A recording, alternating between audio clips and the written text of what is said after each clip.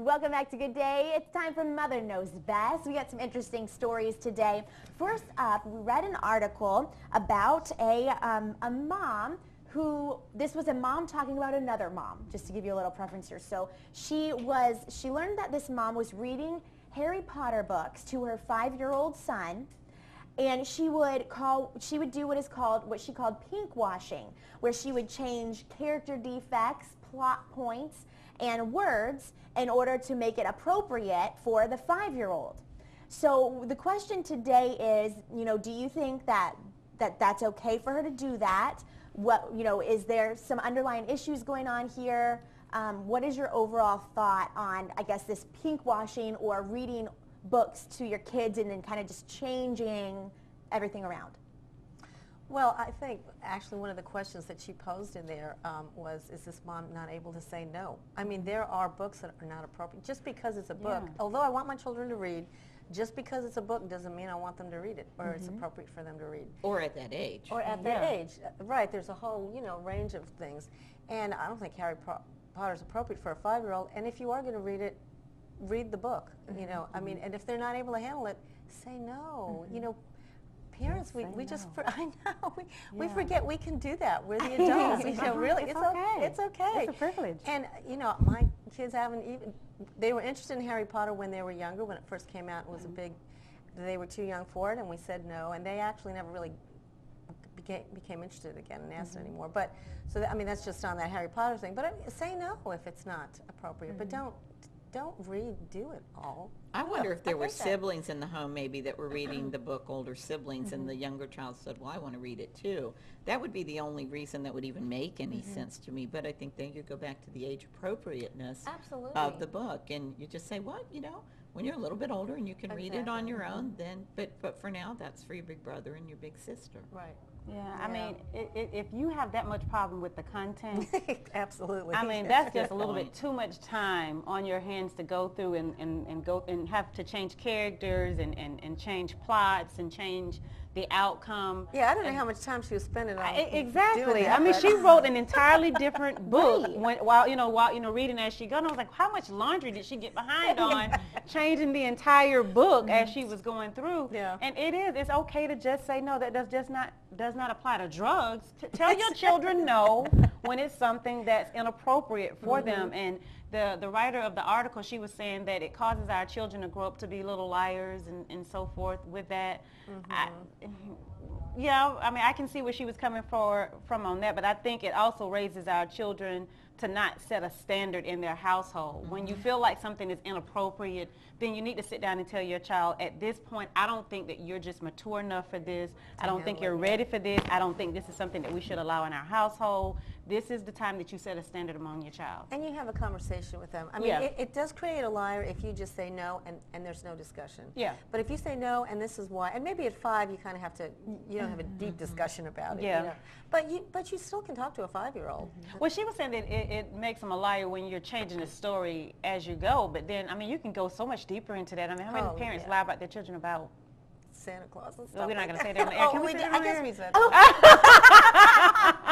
They just maybe tell them that he lives at the wrong part of the world. Right. But with the 5-year-old, because it's been a while since I've had a 5-year-old. Yeah. Aren't we trying to encourage them to read their own books at 5? Right. Yeah. I mean, we still help and we read with them, but so if we're trying to encourage them to read their own books at 5, that's not going to work, Yeah. Harry Potter, I know. I mean, because even me, I refuse to sing Rockabye Baby. I don't want the cradle to fall. I mean, that's morbid, so it's just certain things that I just won't do. So just tell your child no. There you go. Just say no. Okay, just say no. That's the consensus. Keeping it real. Just say no. Well, we're going to be back.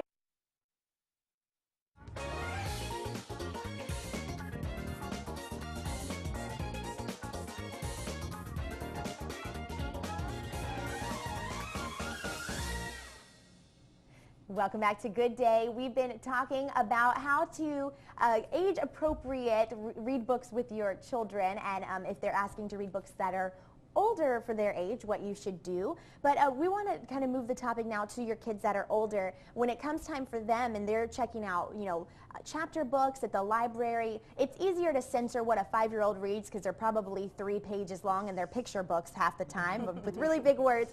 But for your older kids, are you going to read through an entire, young adult novel before you let them look at it? How do you censor and know what's inside that book? Well, there's a couple of things you can do. You can, first of all, you can Google reviews on that book. And as you continue to do that, you'll find that there's sites that you trust, that are more in thinking, common with what you're thinking of, and then you can trust those kind of things. You can also talk to moms that that have kids your age, your children's age, and ask them what they're reading, and have conversations about that kind of stuff. I'm a big advocate of reading aloud to my kids, though. I mean, as long as they'll, at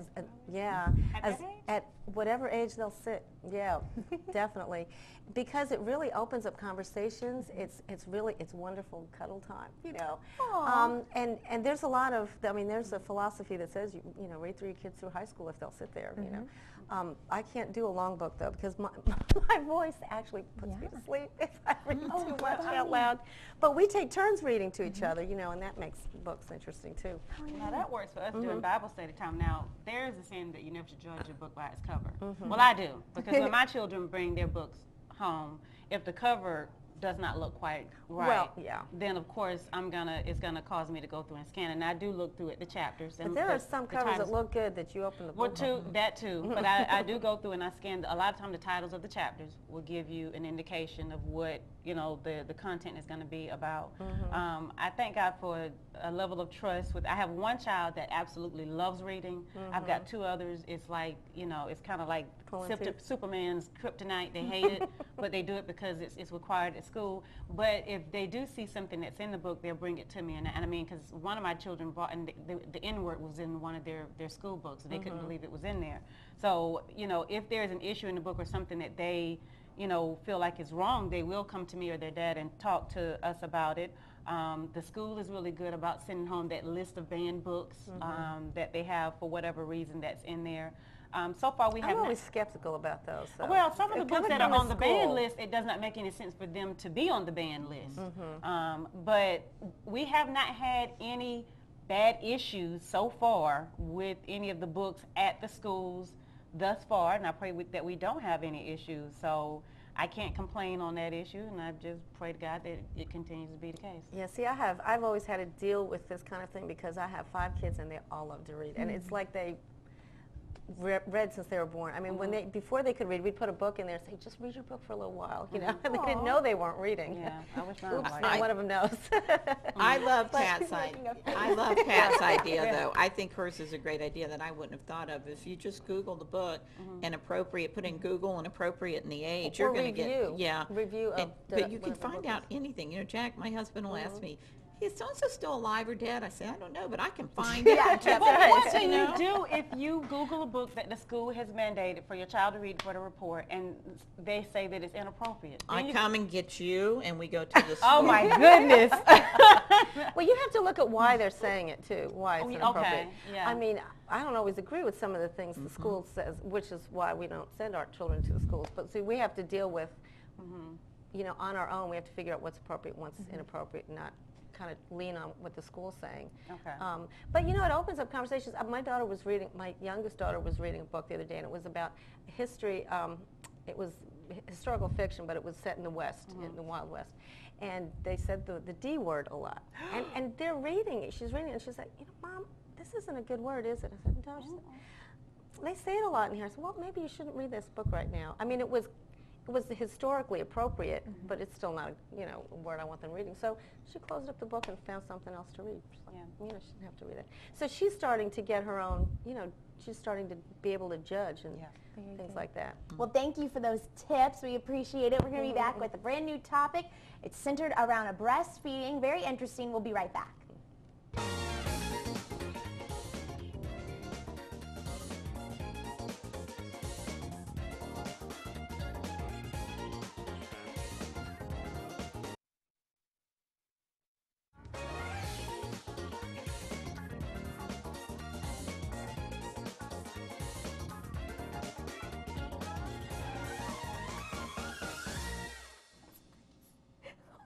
Welcome back to Good Day. The moms are trying to pull cookies out of Sasha. I don't know if she was giving them cookies while I was not looking or something, but I don't know what's going on. She hasn't had her coffee yet. Well, speaking of cookies, we're talking about breast milk. Oh, so, okay. you know, No, the cookies. Oh, gosh.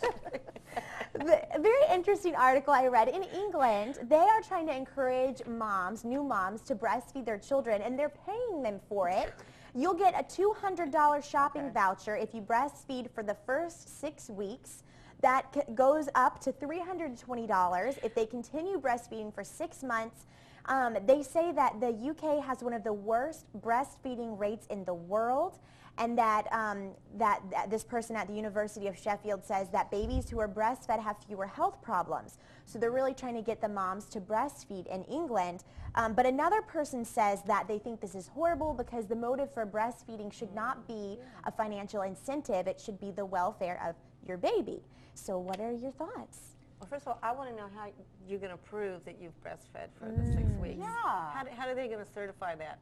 Well, they Okay. do have, I mean- or they used to have, because when I did the Shaken Baby Prevention, and we had a member of our board that was from England, he was actually a Scotland Yard wow. police officer, and in England, they have a nurse that comes and visits you the first week you come home from your hospital if you have a baby, and then they follow up with that. So that, they could tell that way. When I first read this, I was like, you know, but we pay for WIC, so we would be paying, I don't know if they do over there, but the thing that I think they're trying to get at, and it might work, is once the mom tries it, let's get them to try it with this little bump, because it's not something they've grown up with. They've never been showed this is good, this is bonding. And once they experience that bonding, that hopefully they'll fall in love with it and they'll want to do it. And so that part of me, the child abuse and nurturing part of me says wonderful. The libertarian part of me says, oh my gosh, take your money and keep it away from anything to do with my body, you know, because it really kind of freaks me out that they're paying money for this. So I really am split on this one. Yeah. I mean, breastfeeding is it's a psychological thing too, and there have been some moms that has reported, you know, that they've actually resented their children to some degree from that, because they felt like that they were completely losing themselves. And when you breastfeed, it seems like it's constant, you know. You feel like a moo cow to some degree because you're constantly nursing. But those were the best. I know, I did it, and I mean, you see how I am about my kids. Yeah, I'm almost, you me know, I too. really love my baby. So I mean, you don't have to pay me because it is the best thing for your child. But for the moms that have to be paid I don't to think you do can pay it, them enough if you don't. exactly. But the ones that have to be paid to do it, I see that will be something that could be terribly wrong. I can see if you did that for the moms that were already going to do it as an incentive. But the ones that have to be paid to do it, I just feel like that's going to be something that's going to turn into a problem later, psychologically. I feel I'm not sure though that their plan is to technically pay them to breastfeed. I think they're paying them to try it, to let's get the stigma off the table. They did say 6 weeks, but then there was another time period. Yeah. it which was is going to encourage them to go on. That does 6 kind of weeks get and into the 6 months. yeah. Yeah. But you know, by 6 weeks you're going to know if you're going to be able to do it or not, pretty much, because and some moms just can't, just doesn't work psychologically, physically, or whatever.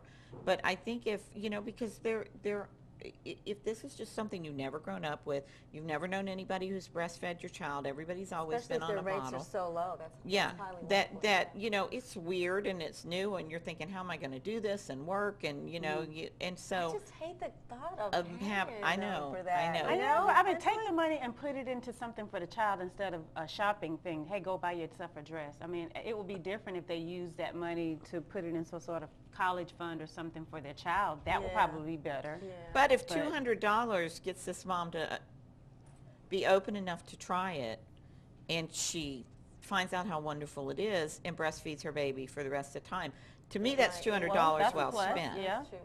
You know, so I think it's going to be interesting to watch it Yeah. and see if their rates actually do go up, and Right. if this works, they're going to have healthier babies, because that's just not even, you know, everybody knows that, you know, the immune system and everything is better and healthier if they're breastfed. They get everything they need from mama that they can't get out of the formula. So let's watch this and talk about it in 6 months. I and think see that's how a great See idea. how it turns out. Yeah. We're going to be back in just a moment talking more about breastfeeding. Stay with us.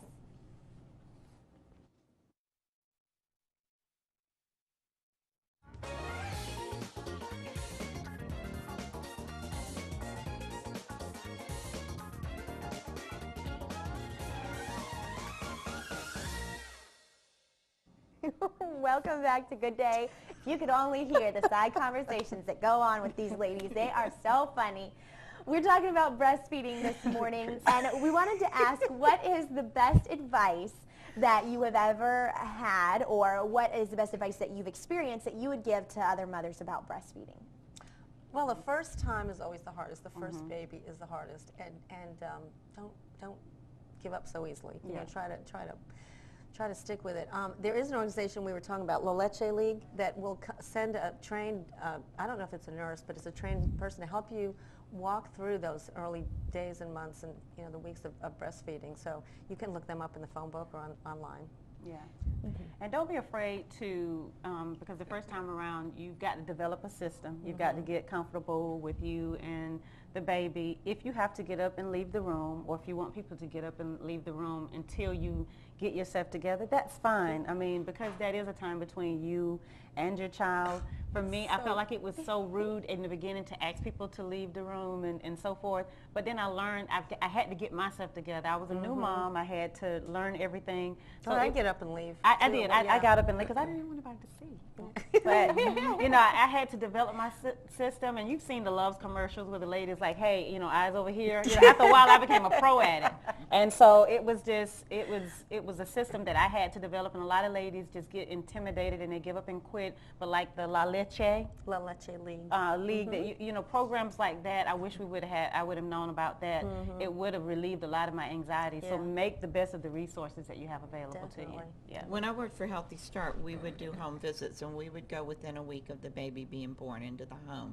And I was partnered because where we worked, it was a lot of folks that did not speak English, so I was partnered with a bilingual nurse who happened to do breastfeeding. So she'd go in and do breastfeeding, and if she needed to translate my shaken baby prevention, she would do that for me.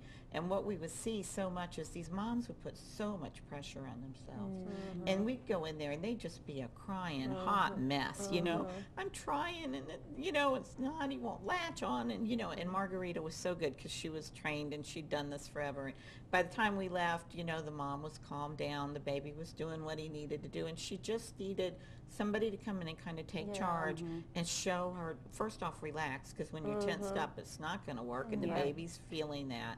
And it was just, it was the most amazing thing. And we'd walk out there with big smiles on our faces because we knew that this was going to be okay, you know.